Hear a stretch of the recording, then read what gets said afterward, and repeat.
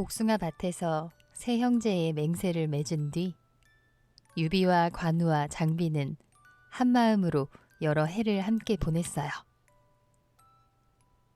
하지만 세상은 세 사람의 바람과는 달리 자꾸만 흔들렸지요. 큰 전쟁 하나가 지나가고 또 다른 바람이 불어오면서 세 형제는 그만 뿔뿔이 헤어지고 말았어요. 유비는 먼 북쪽으로 몸을 피해 원소라는 장군에게 의지했고, 장비는 깊은 산속으로 숨어들었고, 관우는 유비의 두 부인을 보호하다가 조조의 손에 붙잡히게 되었죠. 세 사람이 언제 다시 만날 수 있을지, 정말 만날 수 있기나 한지 그 누구도 알지 못하는 시간이 시작된 거예요. 조조는 북쪽의 가장 큰 세력을 가진 영웅이었어요. 군사는 수십만이었고 그 밑에는 뛰어난 장수와 지혜로운 신하들이 가득했지요. 조조는 사람 보는 눈이 무척 밝았던 사람이에요. 관우를 처음 본 순간 이 사람이야말로 내가 오랫동안 찾아온 장수구나 하고 마음으로 알아보았거든요. 조조는 관우를 죽이거나 벌 주려 하지 않았어요. 오히려 귀한 손님처럼 대접하며 어떻게든 자기 사람으로 만들고 싶어 했지요. 관우가 지금 섬기고 있는 유비는 아직 나라도 없고 힘도 약한 사람이지만 자신은 이미 천하의 절반을 가진 사람이니까 관우가 자기 쪽으로 마음을 돌리는 것이 당연하다고 생각한 거예요.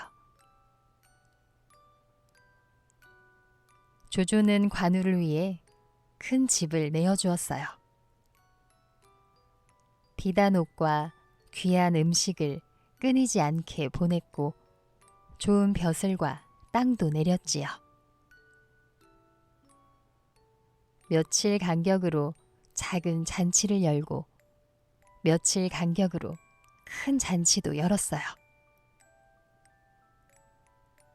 관우가 한마디만 원하면 얻지 못할 것이 없을 정도였지요. 하지만 관우의 얼굴에는 기쁨이 없었어요. 비단 옷을 입어도 마음은 무거웠고 맛있는 음식을 먹어도 그 맛이 느껴지지 않았거든요. 마음 한쪽에는 늘 형 유비의 얼굴이 있었고 또 한쪽에는 두 부인을 무사히 지켜야 한다는 생각이 가득했어요. 조조는 관우의 마음이 쉽게 움직이지 않는 것을 보고 더 큰 선물을 준비했어요. 바로 천리마였지요. 적토마라고 불리던 이 말은 하루에 천리를 달릴 수 있다는 귀한 명마였어요. 그 시대의 말은 그냥 탈 것이 아니라 장수의 분신이나 다름없었지요. 천리마 한 필이 성 하나에 맞먹을 만큼 귀했어요. 적토마는 온몸이 붉은 빛으로 빛나는 듯 했고 갈기는 불꽃처럼 휘날렸지요.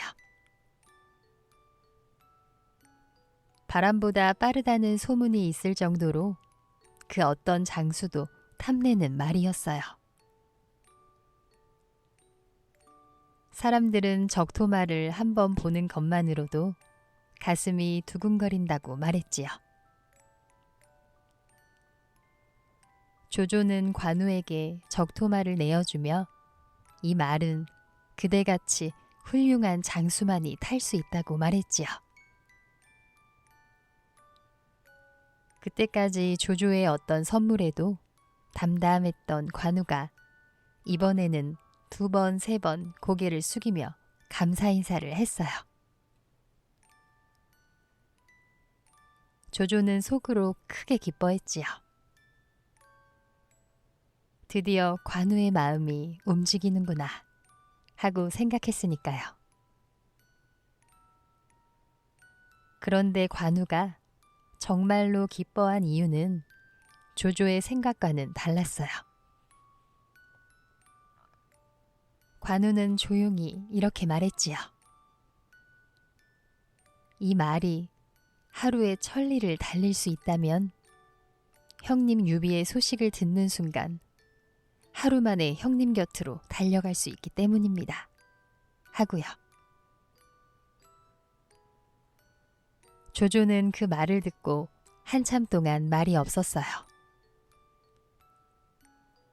자신이 주는 선물을 관우가 전혀 다른 뜻으로 받아들이고 있었던 거예요. 화가 날 법도 한데 조조는 오히려 관우를 더 높게 보게 되었지요. 아무리 귀한 선물을 받아도 자기 마음의 중심이 흔들리지 않는 사람은 세상에 정말 드문 사람이었으니까요. 하지만 조조는 쉽게 포기하지 않았어요.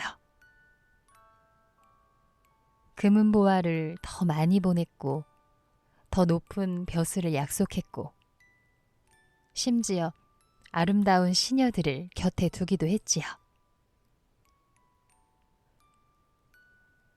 조조는 사람의 마음을 얻는 법을 잘 알고 있었어요.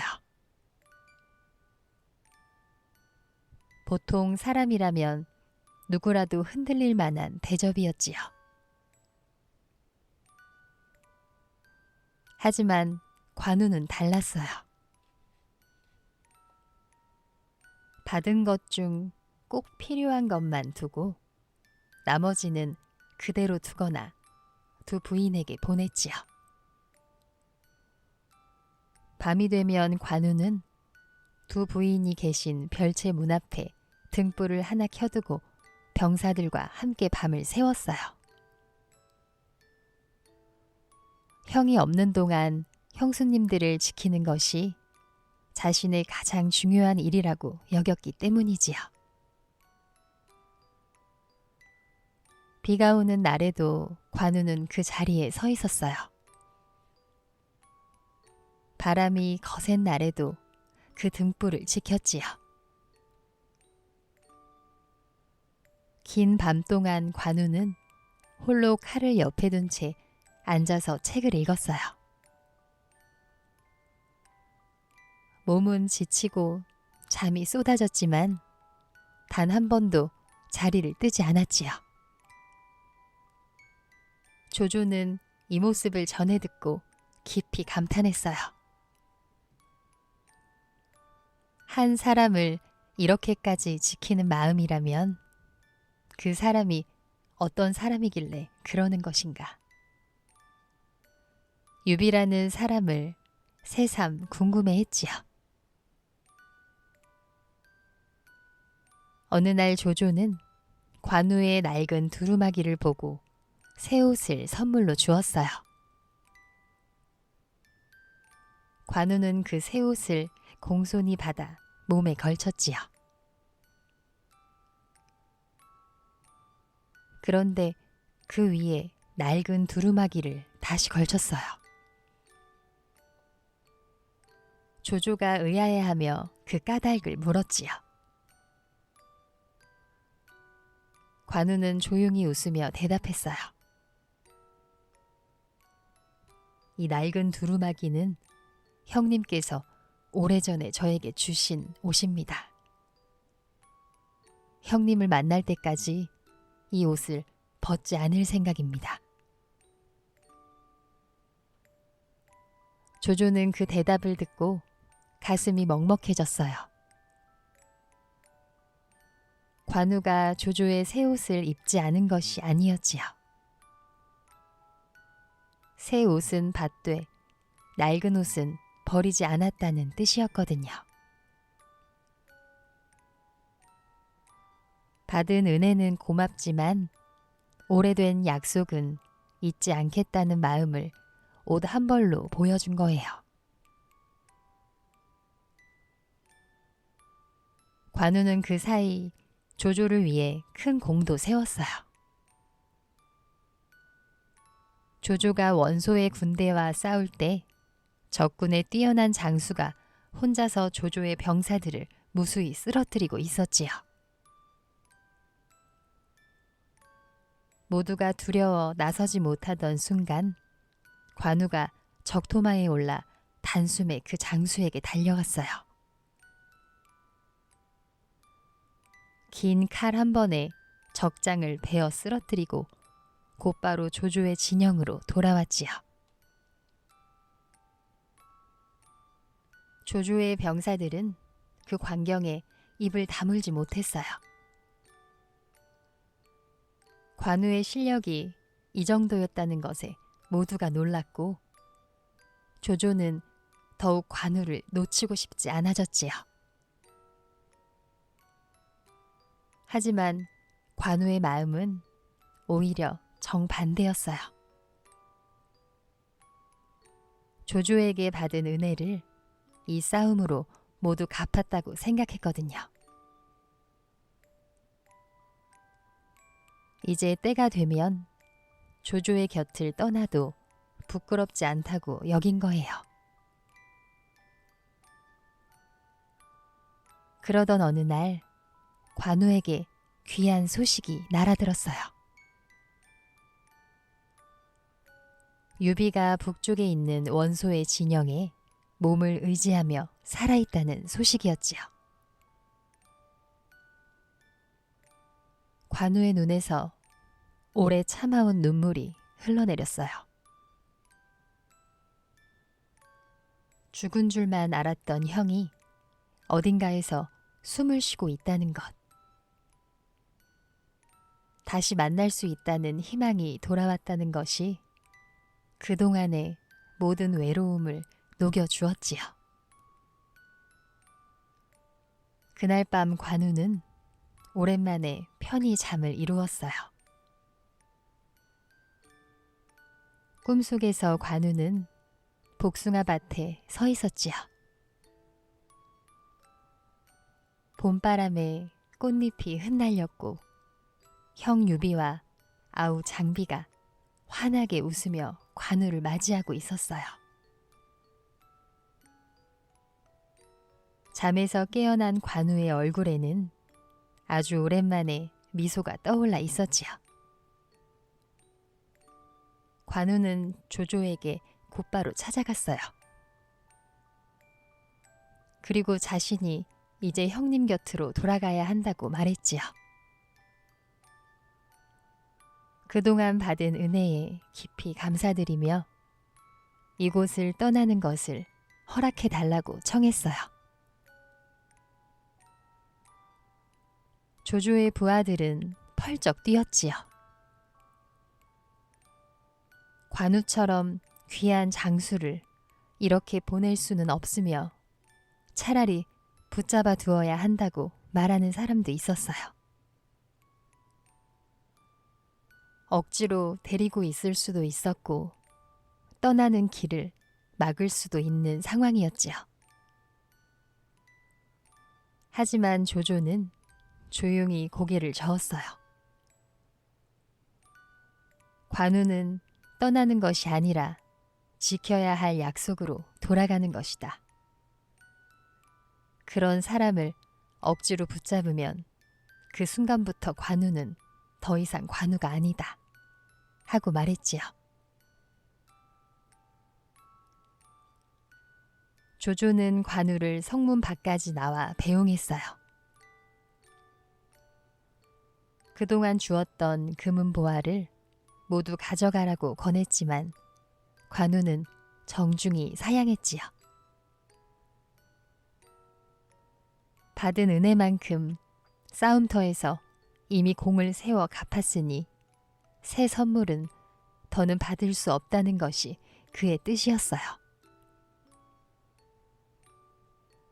관우는 그동안 받았던 물건을 가지런히 정리해 조조에게 돌려주었지요. 다만 한 가지 적토마마는 타고 떠났어요. 그 말이 있어야 하루라도 빨리 형님 곁에 닿을 수 있었기 때문이지요. 조조는 멀어지는 관우의 뒷모습을 한참 동안 바라보았어요. 쓸쓸한 마음과 존경하는 마음이 뒤섞여 있었지요. 한 사람이 이렇게까지 자기 길을 지킨다는 것이 부럽기도 하고 아쉽기도 했거든요. 조조는 옆에 선 부하들에게 조용히 말했어요. 관우 같은 사람은 붙잡으려 해서 붙잡히는 사람이 아니다. 저런 마음은 평생 가는 마음이니 우리가 본받을 점이 많다 하고요. 관우는 두 부인이 탄 수레 앞에 서서 천천히 길을 떠났어요.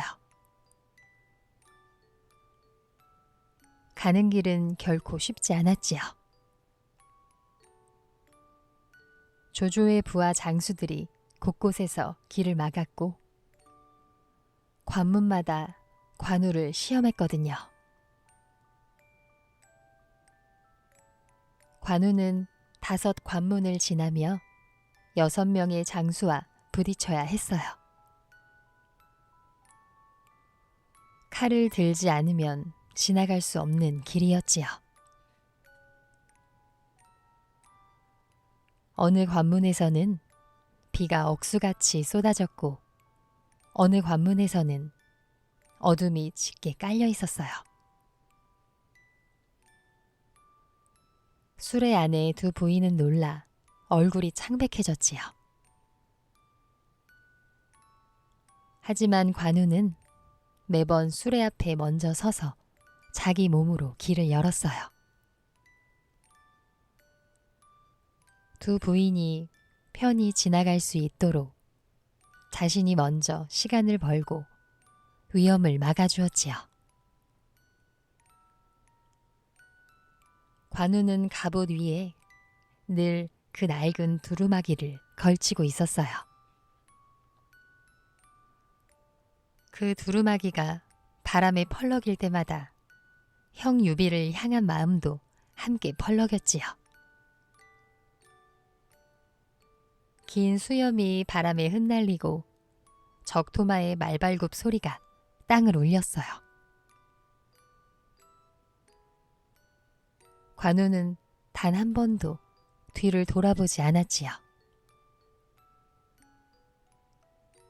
5번째 관문을 지나 마침내 형님이 계신 땅에 닿았을 때 관우는 말에서 내려 무릎을 꿇었어요. 오래 참아온 눈물이 그제서야 뺨을 타고 흘러내렸지요. 유비와 관우와 장비, 세 사람이 다시 만나던 그날의 기쁨은 말로 표현하기 어려운 풍경이었어요. 관우가 조조 곁을 떠난 이야기는 오랫동안 사람들의 입에 오르내렸어요. 조조가 얼마나 많은 것을 주었는지, 그런데도 관우가 얼마나 흔들리지 않았는지, 사람들은 놀라움 속에서 그 이야기를 전했지요. 관우가 받은 것은 단순한 금은보화가 아니었어요. 천하의 절반을 쥔 영웅이 내미는 약속이었고 빛나는 미래와 편안한 삶이었지요.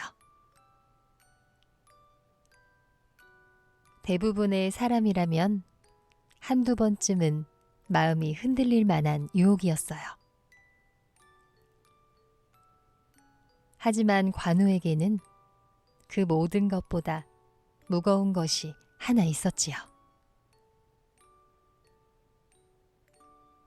복숭아 밭에서 맺은 그 약속. 형 유비와 아우 장비와 함께 걸어가기로 한 그 길. 가난했던 시절부터 함께 나눈 마음이었어요. 그 한 가지 앞에서 금도 비단도 벼슬도 모두 작아졌지요. 그때부터 관우는 의리의 상징이 되었어요. 사람들은 의리를 말할 때마다 관우를 떠올렸고 먼 훗날까지도 관우의 이름은 변하지 않는 마음을 가진 사람의 상징으로 남았지요. 그가 남긴 것은 뛰어난 무예만이 아니라 한 사람을 향한 변하지 않는 마음이었어요. 사람은 살다 보면 여러 가지 유혹 앞에 서게 돼요. 더 쉬운 길, 더 빛나는 자리, 더 편안한 생활. 모두 우리 마음을 흔드는 것들이지요. 누구라도 더 나은 삶을 바라는 것은 자연스러운 마음이지만 문제는 그것들을 얻기 위해 오래된 약속을 버려야 할 때예요. 그동안 함께해온 사람을 모른 척하거나 처음의 마음을 잊어버리거나 내가 누구였는지조차 희미해질 때 사람은 길을 잃게 돼요. 그럴 때 한 번쯤 멈춰서서 스스로에게 물어보면 좋아요. 내가 지금 받고 있는 이것이 내가 오랫동안 지켜온 것보다 정말 귀한 것인가? 대부분은 그렇지 않아요. 눈앞에 반짝이는 것은 잠시 마음을 흔들지만 시간이 지나고 나면 내가 진짜로 귀하게 여겼던 것은 그 자리에 남아있기 마련이지요. 관우는 그런 순간에 자기 마음의 중심을 잃지 않았어요. 새 옷을 받더라도 낡은 옷을 함께 걸치는 사람. 귀한 말을 받더라도 그 말을 형에게 달려가기 위한 발로 삼는 사람. 관우에게는 중심이 있었지요. 그 중심이 있었기 때문에 어떤 선물도 그를 뒤흔들 수 없었어요. 우리에게도 각자의 낡은 두루마기가 하나쯤 있을지 몰라요. 아주 오래된 약속일 수도 있고 오래된 가족이나 친구와 나누었던 마음일 수도 있고 처음 무언가를 시작했을 때의 첫 마음일 수도 있어요. 세월이 지나면서 그 위에 새 옷들이 하나씩 얹혀요. 더 좋은 옷, 더 비싼 옷, 그리고 더 화려한 옷. 그것들을 입는 것은 나쁜 일이 아니지요. 다만 관우처럼 그 안쪽에 처음에 그 낡은 두루마기 하나를 늘 걸치고 있었으면 좋겠어요. 겉옷이 아무리 화려해도 속에 입은 그 옷이 나를 나답게 지켜주거든요. 누가 알아주지 않아도 내가 잊지 않으면 그 옷은 그 자리에 있어요. 누가 아무리 화려한 것을 내밀어도 나에게 이미 있는 소중한 것을 잊지 않는 마음. 그 마음 하나면 어떤 바람이 불어와도 우리는 쓰러지지 않아요. 오히려 시간이 지날수록 더 깊어지고 더 따뜻해지지요.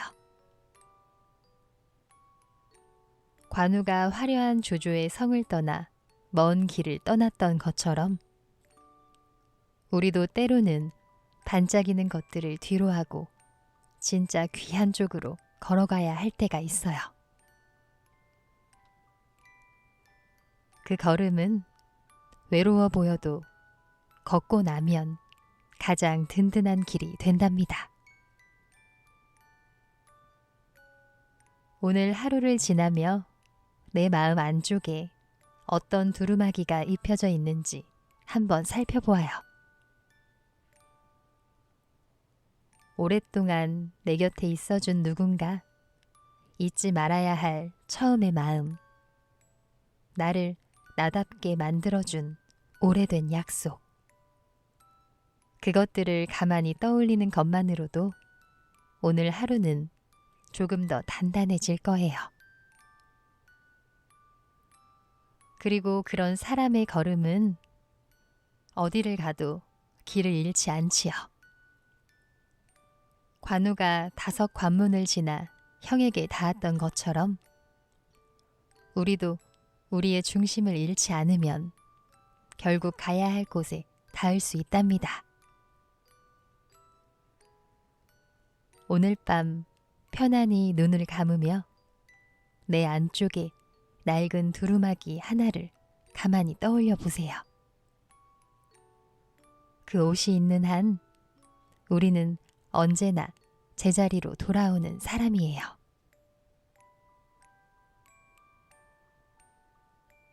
이곳은 상상 도서관입니다.